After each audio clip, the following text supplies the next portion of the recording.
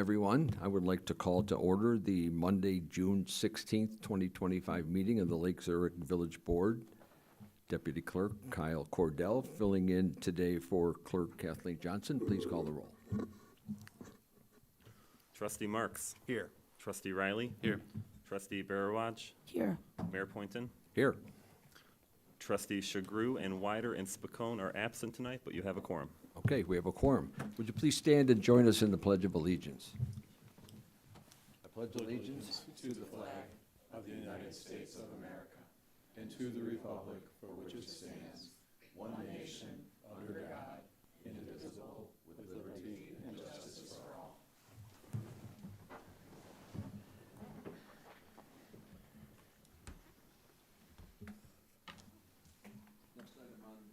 Next item on the agenda is the President's report, where there is none tonight, so we'll go right to public comment. Public comment is an opportunity for residents to comment briefly on matters included on the agenda and otherwise of interest to the Board of Trustees. Public comment is limited to 30 minutes in total and up to 5 minutes per speaker. We will take public comments first from the sign-in sheet list in the order folks signed in. When you step to the podium, please speak clearly into the microphone. Identify yourself with your name and address for the record, and please direct your comments only to the board. So first item on the list is Valerie Appleby. Valerie?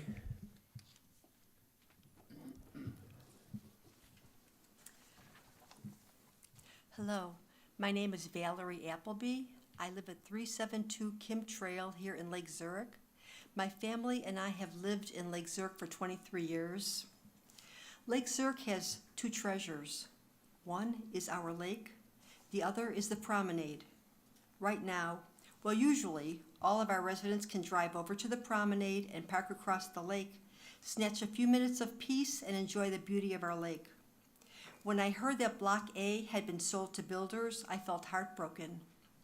That's the only direct access that residents have. If housing or anything else is built on Block A, the promenade will belong to the residents of Block A, and maybe the people who live in the immediate area. It won't be as accessible to families who live in the areas of Seth Payne, Isaac Fox, and Sarah Adams schools. I am asking you to consider all of our residents. Every year, our good residents volunteer thousands of hours in our schools. And have you ever been to a Swalco household and chemical collections event at Lake Zurich High School parking lot? Well, the lines of people extend all the way out to the street. Our residents are an intelligent and responsible people. Our good residents will stop and pick up a turtle in the road and move it to the other side where the turtle is headed. They also stop and allow geese the right of way. I had always hoped that a park would be built on Block A, so all of our residents can enjoy both our lake and the promenade. I'm asking you to nullify the sale of Block A and build a park. I know there are a few trustees who understand how the people of Lake Zurich feel about the promenade and how much they love it. It really should belong to everyone in our village. On a side note, the third treasure of our village may be North Old Rand Road. But I can tell you there have been too many times I've been tailgated on that road. When my daughters were young, we would park in Hackney's lot and walk to Main Street, just beyond Breeswald. It's exactly 1 mile. It might motivate drivers on North Old Rand Road to slow down if maybe there were a few signs stating something like, slow down, relax, enjoy Lake Zurich's marvelous mile. Thank you. Thank you, ma'am. Next is Mary Kozub. Mary? I like your idea. My name is Mary Kozub, and I am the president of the Ancient Oaks Foundation. And I see some new faces, so hi. Hopefully you've heard of us. We haven't been in a while, so I just wanted to kind of do an update and then tell you how our future looks within the next couple months. So we are a 501(c), so we are a charitable organization. We are a nonprofit, we are volunteer run. All of our board members are professionals. So we have counselors and nurses, an engineer, business, sales, accountants, and ecologists. So the advice we get on all the decisions we made is very broad. In September, we will have been around 15 years. So that's a big deal. We should throw a party. So we are Lake Zurich based, but we do cover Ela Township. We have worked on various projects with Hawthorne Woods and the township. So even though the parks we steward are really here in Lake Zurich, we do other things with other communities. We're very excited to be part of that new master plan coming up because Cushman is one of the key parks that will be included in that. So I did get a chance to spend time with the new natural areas contractor who got the contract. This is their second year. Blue Stem, I spent time with them 2 weeks ago out at Oak Ridge Marsh and then again today. And at Oak Ridge Marsh, we actually have plants that come in at 8, 9, and 10 on a scale from 1 to 10, 10 the coolest. So it gives you a lot of indicator things that are going on there as far as soils and plant life and diversity. So we worked on that for 14 years, and now we're seeing the fruits of our labor actually show up. So there also has been a report of an orchid over in that area. I haven't found it yet, but I'm going to find it. And then A what? an orchid. An orchid, oh, okay. Yeah, so that's another 10. So that'll give us 2 10s. And it's not near the trail, though. I've got a pin on it. So then I wanted to go over what we just did. So hopefully you've heard about our buckthorn bounty, where we actually pay homeowners to remove the buckthorn. Don't pay them. We give them a stipend. It's only $150. Get a new pair of loppers. But we have already given away $10,000, over 40 people in a year and a half. So last Monday, we decided we were so excited about it that we have allotted another $5,000. So everyone out there, Buckthorn Bounty is still going. So now's not a good time to cut, but the fall is a better time, and winter's the best. So that $5,000, we hope, gets us through another year, and we can find some more donors. The other thing we have going on that just started this month, and the official kickoff will be August 1st, but we are doing grants for pollinator gardens to nonprofits, and they can get up to $500 a piece. So schools, libraries, townships, villages. There will be paperwork you fill out, easy peasy, jot form, no big deal. And then also we ask that you have a backup plan for the 3 years to take care of it afterwards.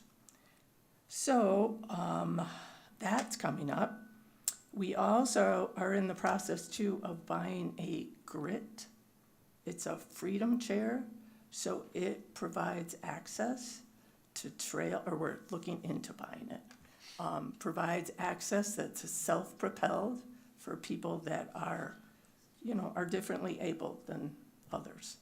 So this, the beautiful part is Cook County Forest Preserve just bought 4, and they did all the research for us for 2 years. So, and they got grant monies for it, and we're going for that too. So it's really cool how they operate. I mean, I want one. And then our big thing coming up, we just got a new website too. So check us out. It moves a lot faster. It's a lot easier as far as signing up on forms, and donations are super easy now. We made it into the next century. So we actually, somebody did that for us at half price, so that's a big deal. Our new big one coming up is the Community Canopy Project, which will be kicked off September 1st. And that again, so we had you taking the buckthorn out. We're going to give you $150 to put a new canopy in of a native species that actually comes off the list of the village's native tree species that have been selected by the Tree Commission. So all that will be on our website. And just like we do with Buckthorn Bounty and with this, we will do a pre-visit. We spend time with the homeowner, we give them information, and then we do a post-visit too. As far as, do they have the tree tucked in right? And with the bounty, it's always to make sure that they herbicide it, that they got all of it, and if they're happy with what they did.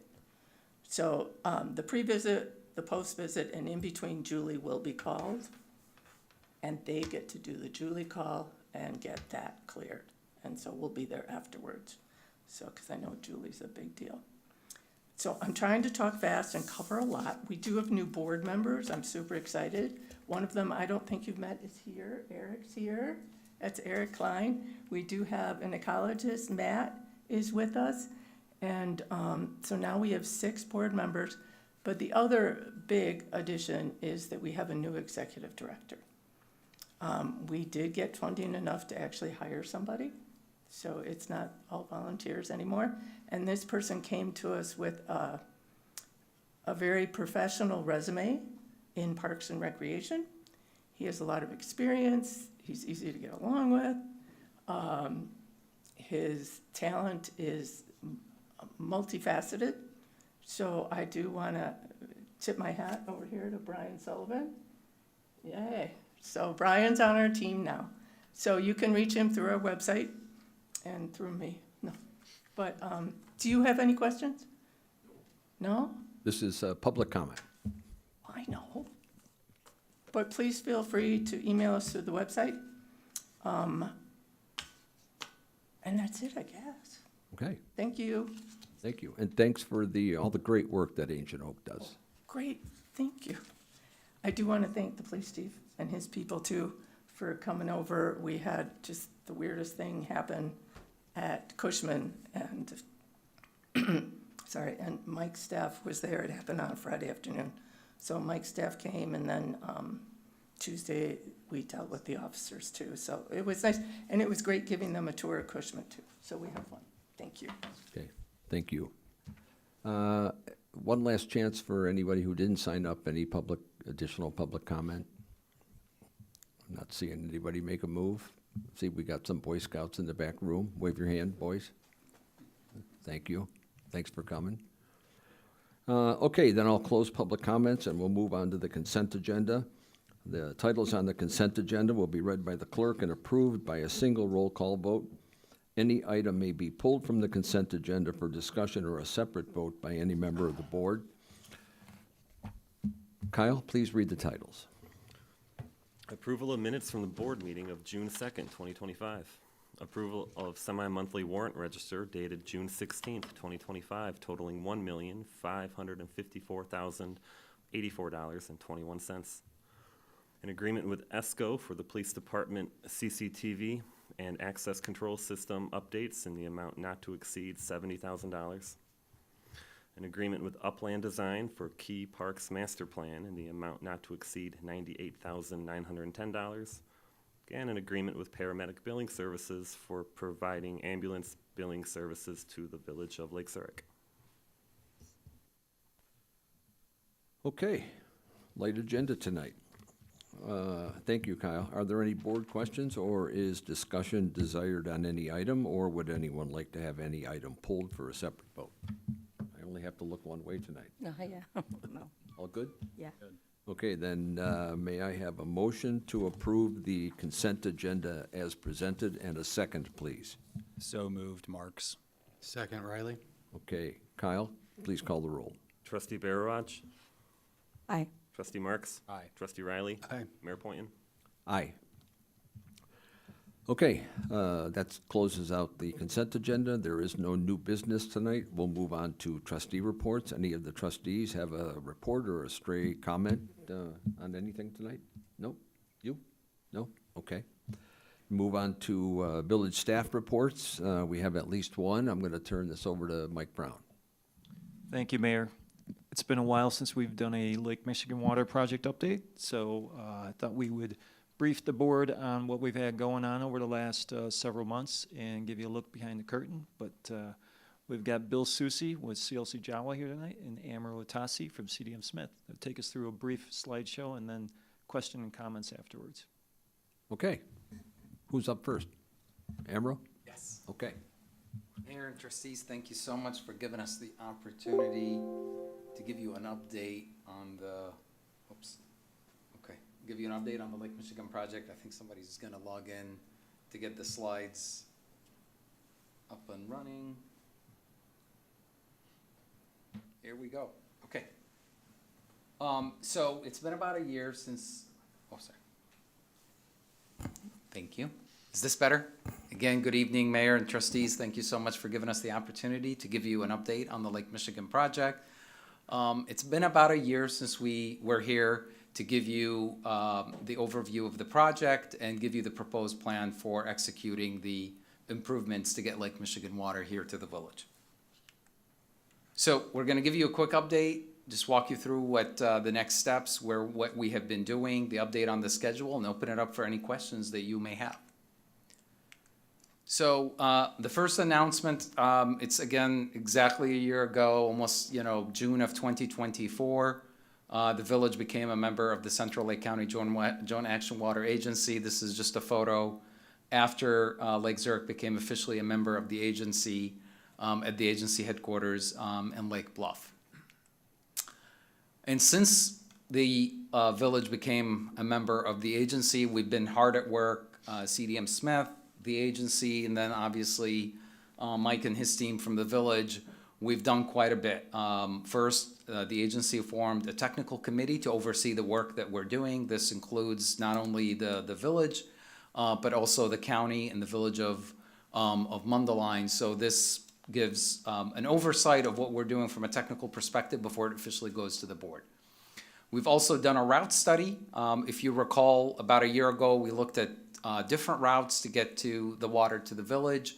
This formally went through the process of evaluating those routes, meeting with all the stakeholders along the route, the different municipalities, Lake County DOT, Illinois DOT, the Army Corps of Engineers, the Village of Hawthorne Woods, the Village of Lake Long Grove, the Village of Hawthorne Woods. So all of those municipalities and agencies we've met with, in some cases multiple times, to get their input, get their buy-in on the route, to get the 7-mile pipeline under construction from the connection point within the agency system to Lake Zurich.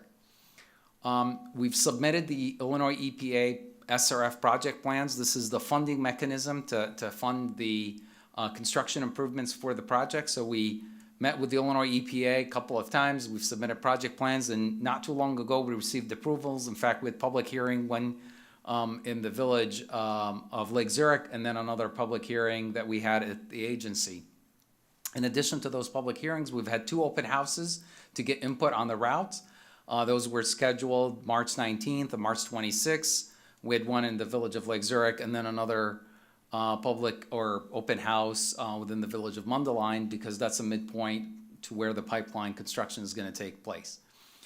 We've also just very recently, we're in the process of acquiring property for the booster pump station. If you recall, it takes a lot of pressure to get water from the connection point of the agency to the village of Lake Zurich because of that elevation difference. We have to locate a pumping station, and we're in the process of going through the paperwork before we officially close on that property that's going to be owned by the agency to deliver water to the village of Lake Zurich. We've also initiated field investigations. We've completed all the drone survey for the pipeline, and we're in the process of collecting underground utility data for it to complete the survey. We've also been out there completing soil borings to collect information on the soil data to make sure it's suitable for the pipeline design.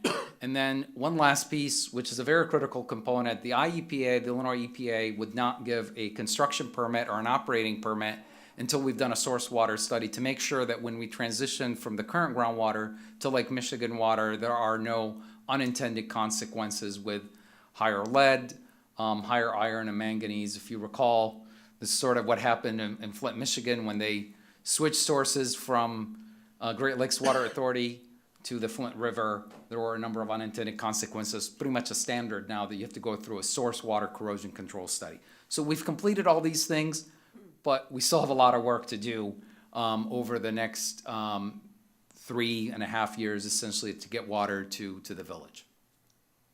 This is just a reminder of where the pipeline route is taking place. We're connecting the southern tip of the agency's water system in the village of Vernon Hills, and then goes through a 7-mile, roughly 7-mile, 24-inch diameter pipeline to get water all the way to the village of Lake Zurich. This is just kind of a zoomed in version of the pipeline route, looking at the different roads it travels. Illinois 83, Diamond Lake Road, and then cuts through Indian Creek Road, a short section on Gilmer, and then finally down Midlothian until we connect at Oakwood Road within the village of Lake Zurich. So part of what we're doing with the survey is not only collecting information as to where we can locate the pipeline, but we're also looking for opportunities to reduce on pipeline length if we can make any shortcuts along the way that we can reduce costs, reduce impact on residents.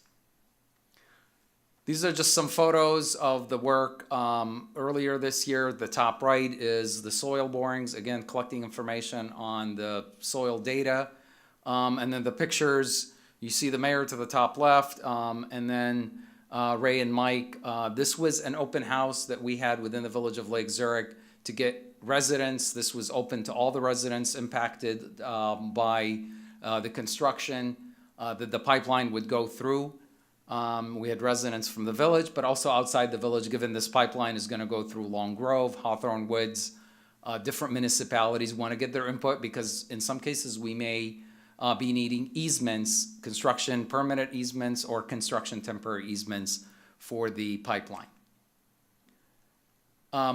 This slide pretty much, if there's one thing that we would present to you today that to give you an update, this is a key slide, which is that the Illinois EPA has this project on the intended funding list, which is good news, right? There are a lot of concerns about what's going to happen with the funding. And so far, the IEPA has this entire program with the 5 bid packages on its intended funding list. But we have to go through design, we have to go through bidding to secure those loans. And that's ultimately when there's a contract or an agreement between the agency, which is the Illinois EPA, and whether it's the village of Lake Zurich or Central Lake County, whoever is going to own the assets. 3 out of the bid packages are going to be owned by Central Lake County because they're part of the wholesale system. And 2 of the bid packages, the pump station within the village and a portion of the pipeline, is going to be owned by the village of Lake Zurich. So those are all on the intended funding list. But so far, from a program cost, we've updated the cost after we completed the route study at the end of 2024. And we're on track. We're within the budget that we gave you, in fact, 2 years ago. But we have to obviously keep the foot on the gas to maintain schedule, make sure we stay on top of these things because there's a lot of work to be done, and we need to keep pushing on all cylinders. So what do we have ahead? We've completed a lot of things, but we still have a lot of work to do. Outreach is going to continue, right? Just because we've figured out where the pipeline is going to go, we have to continue to get in front of the impacted residents, the municipalities, even the agencies like County DOT, Illinois Department of Transportation, the county. We have to continue with that outreach. We have to complete the preliminary design phase on all the field investigations. We've made significant progress, taking advantage of the good weather, but there's still some work to be done. And then what we're going to be focusing on the remainder of this year and most of 2026 is to complete the detailed design of all 5 bid packages. That source water study that I mentioned earlier, we have to go through. That will take a couple of years to complete. Happy to answer any questions about that. And then we have to go through bidding, permitting, and award of all the bid packages. And of course, the portion that takes the longest amount of time is to construct all the improvements by December 2028. And then we have to obviously go through some startup and testing, make sure that the village is comfortable with the new assets, how the system is going to operate, and test the water before it's actually delivered to the residents. So with that, I kind of presented a lot of information that Mike, Bill, and I put together, but we're happy to take any questions that you may have about the program. Anybody on the board have any questions? Yeah, so first, quick comment. I appreciate all the work, appreciate the update. I know it's a significant amount of work. The list on the next steps, is that comprehensive of the next year ahead? You did a great job on the last year reflective, but next year ahead, what else is in store besides maybe what was on that list?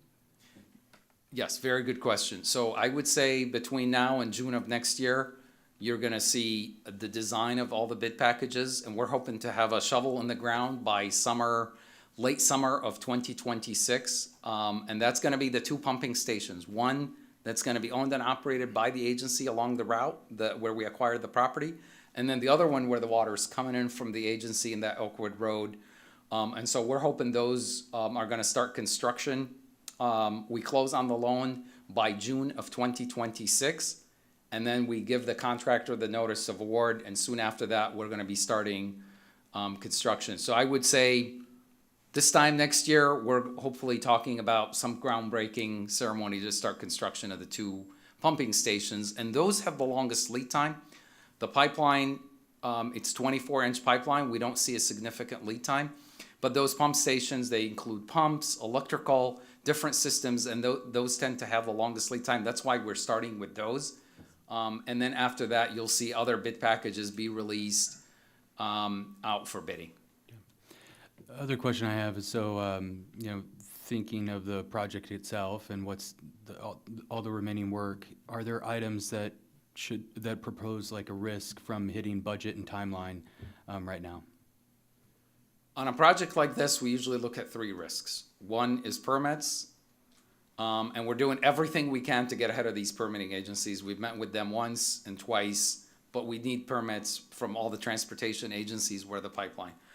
The second risk is easements, right? We have a lot of easements to get through, and that's why we had the two open houses to get in front of these residents, answer any questions. We put out an FAQ. We've sent them information about the project.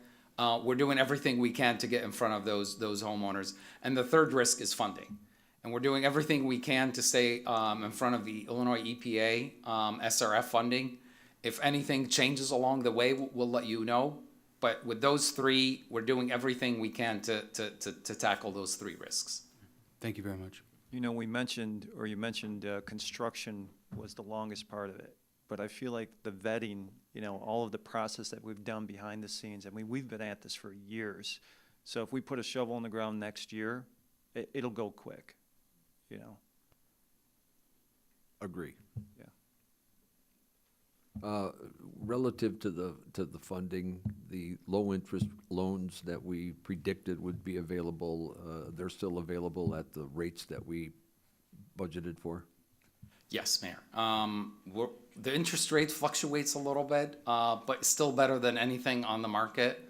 And one of the things we're hoping with the Village of Lake Zurich, because they're under that population threshold of 25,000, you may qualify for the two bid packages that are going to be owned and operated by the village. You may get a slightly lower interest rate, but we have to keep track, of what the IEPA is doing, and then see where interest rates land next year. But it's still better than anything out on the market. So I don't understand what that means, that under the 25,000, what? If the population of a community is under 25,000, you typically get a 0.25% rate reduction on the SRF loan. Okay. So right now, we're seeing still under 2%. And so you would qualify essentially for a 0.25% reduction, which would obviously help from a refinancing perspective. We're not even close to 25,000, so, okay. And good news too is when we started the process, it was 20-year terms, and since then it's been updated to 30-year terms. That helps control the cost as well. Helps keep the cost down. Okay. Anything else? Yeah, I got something. Okay. Yeah, I got two questions. Just talking about lead times and stuff, a lot of us aren't privy to the machinations of like how a source water study is conducted. Could you just speak a little bit to why that's such a protracted timeline? And then my second question is just with the macroeconomic environment and the nature of this project, is any of the capital intensive equipment bound up in kind of international trade ambiguity and kind of the tumult in the market right now? Yeah, two very good questions. So the first one on the source water study and why that takes a long period of time. So the first thing we do is we do a desktop study. We collect all the water quality data. Then we actually have to take pipe from the ground right now that's, lead service lines or other materials. We have to put them on a pipe rack, expose them to the water you currently have, and then condition them for several months until they actually represent what they're seeing in the homes. After they're conditioned, we take them to the agency's water plant and we expose them to the Lake Michigan water. We leave you with a pipe skid at Lake Zurich, and we take multiple ones, put them at the agency. We run them for 12 months so they can see the impact of Lake Michigan. Even though the agency produces exceptional, very high quality water, the water quality does fluctuate because of temperature and other factors. So we have to expose that for 12 months and compare the lead numbers and other things to what you have at the village. And it is an extensive process, and it does take a long time, but it's become the industry standard after what happened at Flint. And also not too far from here, University Park, right, outside, near Kankakee. They went from groundwater to the Kankakee River, and actually they had little to no lead service lines, and they saw a spike in lead numbers because of the lead solder in the homes. So when we do this study, we're gonna be looking at not just lead service lines, which I know the village plans to remove all the lead service lines, but just in case there are any lead service lines and you still have lead solder inside the homes, we wanna make sure that if there is a lead spike, that we know about it and we mitigate it. You don't wanna transition the water to this Great Lake Michigan water. And again, it's not that the water coming in is corrosive, it's that scale that's been inside these homes for a very long time. When you switch source, some of that scale could come off and some lead could come off with it. So we want to make sure we address that issue. So that's why it takes a long period of time.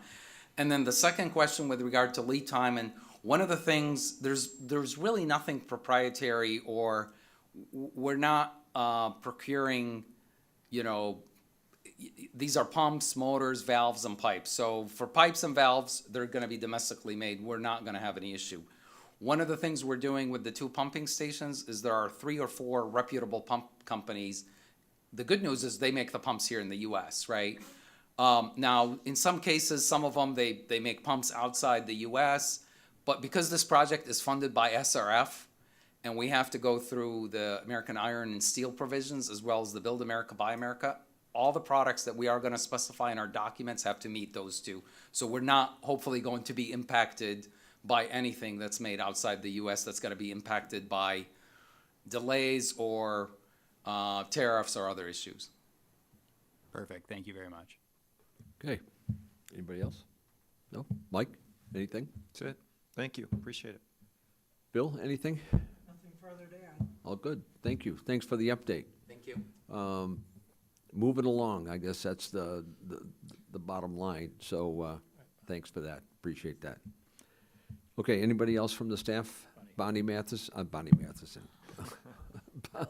Caputo. I'm 2.0. Good evening.